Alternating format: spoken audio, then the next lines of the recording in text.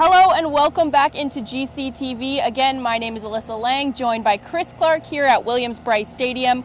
We're going to talk a little bit of injury report. Gamecocks were a little unfortunate with some of the players getting injured last Saturday against UCF. Chris, talk about some of those players who are injured and what that means for the future of this team.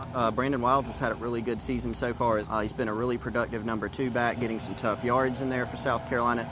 Sean Carson got some playing time during the UCF game, and he'll be presumably the number 2 guy right now. But what it means is that South Carolina may give another guy a look in there as the number 2, number 3 back. So freshman David Williams from Philadelphia, highly touted guy out of high school.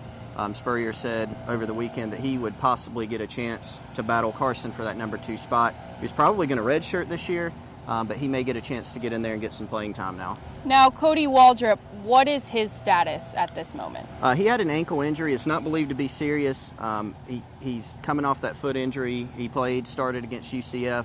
Clayton Stadnick went in later in the game in the fourth quarter, I believe, to spell Waldrop, but his injury is not expected to be serious, so should be back next week and available. And obviously that had been a point of concern, but it was addressed and it's not so concerning anymore after seeing the past couple of games there. Now switching over to defense, you still have guys like Jadeveon Clowney suffering bone spurs. You know, they said he had the flu this past weekend. What's going on defense injury-wise and just in general, what are your thoughts on defense? Yeah, I mean, injury-wise, the picture's a little bit better than on offense. Clowney, Sutton, those guys are still banged up. You know, they've got the foot issues. But they should be able to continue playing this year. They're fine right now. The biggest issues are just other things related to how the guys are playing on the field. It's, you know, missing assignments or giving up huge plays. We've seen 2 games in a row now where South Carolina has played well on defense for basically 3 quarters. Then Vanderbilt gets in the Wildcat, runs all over South Carolina, makes that a game at the end. UCF hits 2 70-plus yard passes. So the linebackers' youth is still showing through. The secondary, the guys aren't playing very well in run support, and certainly they're giving up some big plays. I think safety in particular has been the bigger issue than cornerback, because Victor Hampton and Jimmy Legree, I think they both played really well this past game. So we'll have to see if there's going to be any sort of changes in the secondary. I'm really not sure yet. Now, talking about the secondary, Spurrier did say yesterday or at some point this weekend that he was going to get out there during practice with the DBs and help them work on anticipating passes and pass coverage. Do you think that's going to help? What does Spurrier have to do to fix this secondary?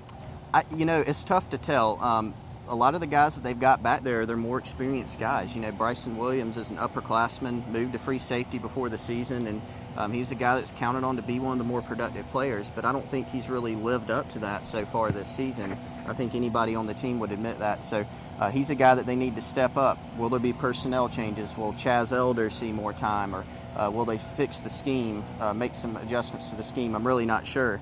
A lot of times we've seen this season that South Carolina has been in position, but the players haven't made tackles or they've let guys go by them. So I don't really know what the solution is, but it's something that's a concern to the coaching staff, and so Spurrier wants to get in the mix and see if he can help out with some things. Now, overall, this Gamecock football team going into practice this week, they will face Kentucky on Saturday, and Kentucky gave them a game last year. Going into halftime, Gamecock fans were worried because the Gamecocks were not looking very good, just like this past Saturday against UCF. What do the Gamecocks need to do in practice this week to come out with a little more spring in their step than they did against UCF? I think the offensive game planning will just be, you know, really, you look at how they did against Vanderbilt, they used a different style of offense, and that's how they tried to open the game against UCF. Didn't have as much success, so they switched things up. They had a lot more success. So I'm not sure what the offensive game plan will look like, but I do think they can score points on Kentucky. The biggest concern is just on defense. You know, Kentucky doesn't have a great offense, but they've got a couple capable quarterbacks that they'll use. They have some capable receivers and running backs. So the biggest concern will be getting off the field on third down, trying to fix the secondary, trying to find the right combination at linebacker this week in practice.